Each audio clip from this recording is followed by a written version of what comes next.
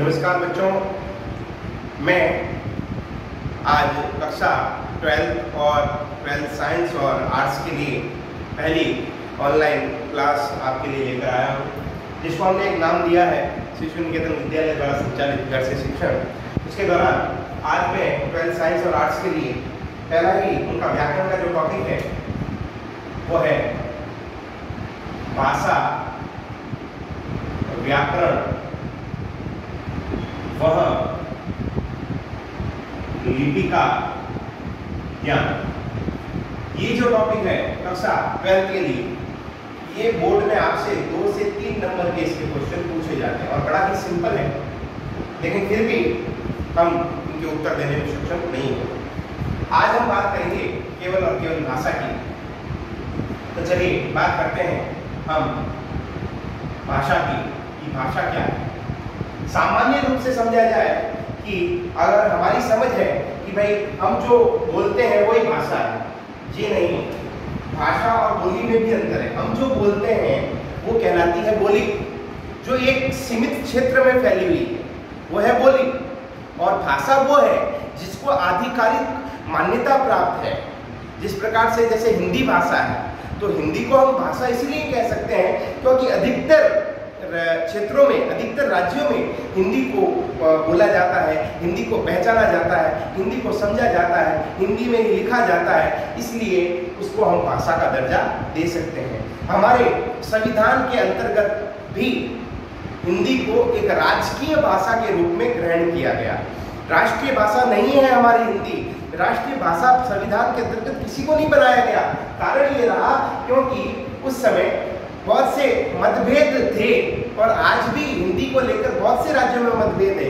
अगर हम आज दक्षिण में चले जाएं तो कोई भी इस हिंदी से परिचित नहीं है, अधिकतर वो अपनी ही भाषा को महत्व देते हैं क्षेत्रता की प्रधानता के कारण। जैसे आज हम राजस्थानी क्षेत्र के लोग हैं तो हम अपनी मारवाड़ी भाषा को या हम अपनी राजस्थानी भाषा को अत्यधिक महत्व देंगे, लेकिन फिर भी हमारे क्षेत्र में अधिकतर जो है हिंदी भाषा बोली जाती है।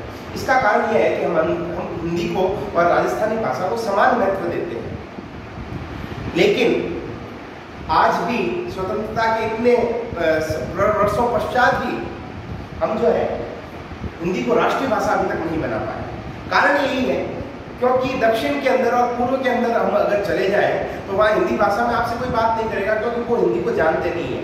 राष्ट्रीय भाषा तब बनती है जब वो देश के प्रत्येक कोने में छाई हुई हो, प्रत्येक व्यक्ति उसको समझता हो, बोलता हो, तो वो राष्ट्रीय भाषा का दर्जा ग्रहण करेगी। इसलिए हिंदी को राजकीय भाषा बनाया गया।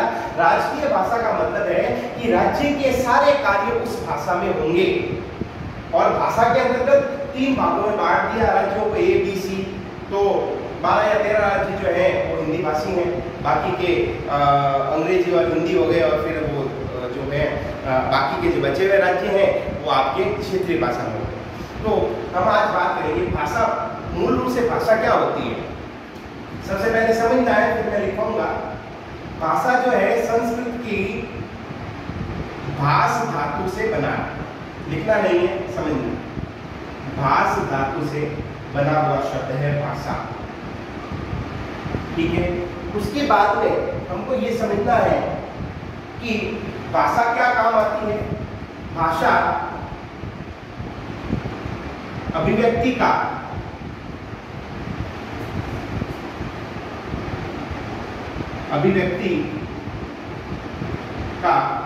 सशक्त माध्यम। अभिव्यक्ति यानी हम अपने आप को भाषा के माध्यम से डिस्क्राइब कर सकते हैं, बोल सकते हैं, अपने आप को परिचित करवा सकते हैं। भाषा मनुष्य के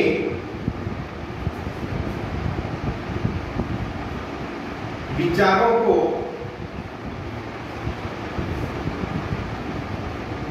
आदान प्रदान करने का सशक्त माध्यम। बिल्कुल ये बात सही है कि भाषा जो है वो क्या है, मनुष्य के विचारों को आदान प्रदान करने का सशक्त माध्यम। सोचिए भाषा नहीं होती तो हम किस प्रकार से अपने आप को प्रेजेंट करते या किस प्रकार से हम अपने आप को जो है अपने विचारों को, अपने भावों को दूसरों को प्रेषित कर सकते हैं। भाषा एक सशक्त और महत्वपूर्ण माध्यम है अपने आप को डिस्क्राइब करने का, अपने आप को पहचानने का या अपने विचारों को जो है फैलाने का। इसलिए भाषा महत्वपूर्ण है। और भाषा के बारे में हम क्या जानते हैं? अभिव्यक्ति का माध्यम है, ठीक है जी। उसके बाद में हम भाषा के बारे में बता सकते हैं कि भाषा जो है वो उसका उद्गम बोली से हुआ है, यहाँ पे लिख सकते हैं। भाषा का उद्गम बोली से, क्योंकि सबसे पहले बोली बनती है, उसके बाद भाषा आती है। बोली एक क्षेत्र विशेष को बोली जाती है, जब उसको अधिक वो और अधिक फैलती है तो फिर भाषा का रूप ग्रहण कर लेती है, इसलिए उसका उद्गम बोली से होगा। अब हम इसको लाइन वाइज लिखते हैं, आप लिखते जाइएगा। ये हमने समझ लिया कि भाषा जो है शब्द है वो भाष धातु, संस्कृत की जो धातु है भाष धातु उससे बना है। भाषा अभिव्यक्ति का सशक्त माध्यम है। भाषा मनुष्य के विचारों का आदान प्रदान करने का सशक्त माध्यम है। ये जो मैं लिखवा रहा हूँ वो ही आपको याद करना है, उसी टाइप से एक्सीडेंटों के चक्कर में आपको नहीं फंसना है, क्योंकि मैं आपको व्यवस्थित रूप से काम करवा रहा हूँ। और बोर्ड में आपको आपकी ही कॉपी से, जैसे मैं हर साल मैं आपको कहता हूँ कि कॉपी पर विश्वास कीजिए, तो इस साल भी आपको कॉपी पर विश्वास करना और कॉपी से बाहर कुछ भी नहीं आएगा, ये मान के चलिए। तो आप बिल्कुल इसको तरीके से उतारिए। मैं आपको एक एक पॉइंट डिस्क्राइब करके आराम से उतरवाता हूँ, उसी तरह से आपको काम करना। देखिए, उससे पहले एक थोड़ी छोटी सी बात बता दूँ। 12 आर्ट्स और साइंस वालों को एक ही रजिस्टर में काम करना है।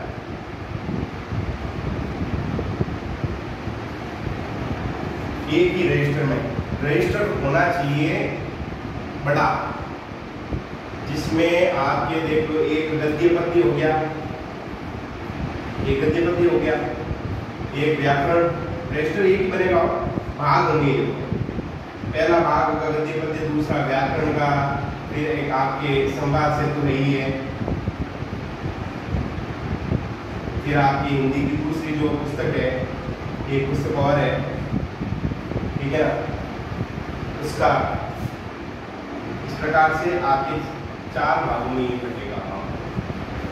ये ध्यान रखिएगा, आपको उस चारों ही काम एक ही रजिस्टर में करने, अलग अलग रजिस्टर नहीं होंगे, एक ही रजिस्टर होगा। रजिस्टर बड़ा होना चाहिए साइज के अंदर भी और लेंथ के अंदर भी, तो उसमें ये चारों भाग बटेंगे। जैसे आप 11th में कर रहे थे एक ही रजिस्टर में, उसी प्रकार से इसी रजिस्टर में करना। अलग से कॉपी डाल लूँ सर, अलग छोटी कॉपी में आपने की डाल लूँ, नहीं चलाऊंगा मैं एग्जाम में। अभी आपके पास नहीं है, मान लीजिए कोई दिक्कत नहीं है, जबकि ये काम अभी आप उतार दीजिए किसी भी कॉपी में। बाद में आप क्या कीजिएगा, जब स्कूल खुले उस समय उनको फेयर आउट करना है। मैं भाषा की आपको लिखवा रहा था, मॉडल कीजिए, ठीक है। भाषा हेडिंग लगाइए, भाषा, और इसमें नोट डाउन कीजिए। भाषा मनुष्य के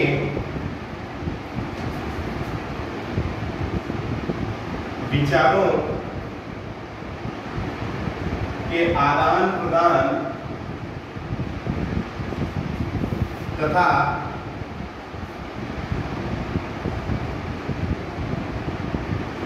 अभिव्यक्ति का सशक्त माध्यम है। उसके बाद आपको लिखना है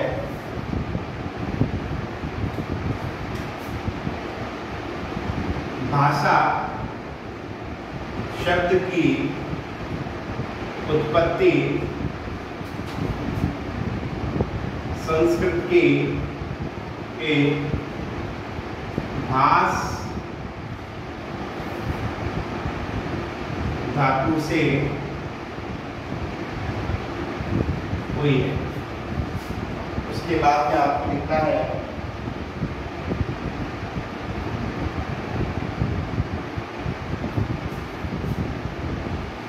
भाषा का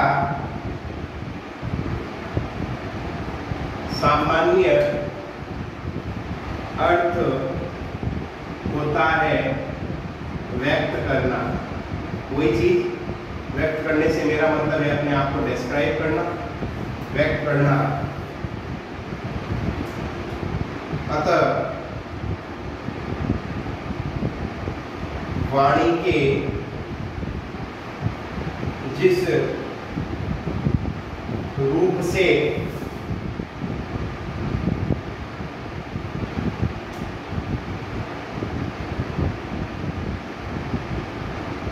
वाणी के जिस रूप से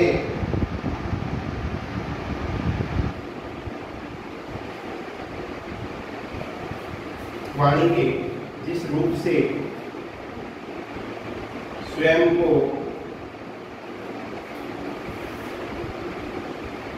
व्यक्त किया जाए उसे भाषा कहते हैं। ये परिभाषा इसकी। अब यहां पर एक थोड़ा सा जोड़ लीजिएगा, मानवीय वाणी। वाणी को पशु भी निकालते हैं लेकिन वो अर्थहीन है। ऐसी वाणी जिसका कोई अर्थ हो वो है आपकी भाषा। अब भाषा तो अब आप पशु भी निकालते हैं, पक्षी भी चहचहाट करते हैं, ठीक है ना, लेकिन मानवीय वाणी को ही जो है वो आपको भाषा माना गया क्योंकि उसका कोई अर्थ है। उसके बाद में उतारने का जहां तक सवाल है, बोर्ड पे जो लिखा हुआ है मैं 5 सेकंड का वक्त देता हूँ। 5 सेकंड में आप उसको पॉज कर दो वीडियो को और उसके बाद आप लिख लो, फिर आप वापस चालू कर दो, फिर आगे कंटिन्यू करो। तो 5 सेकंड तक मैं आपको समय देता हूँ, उसके बाद मैं मिटा दूंगा क्योंकि हमारा वीडियो फिर लंबा बनता है। इसलिए आपसे निवेदन है कि आप 5 सेकंड में दे दो।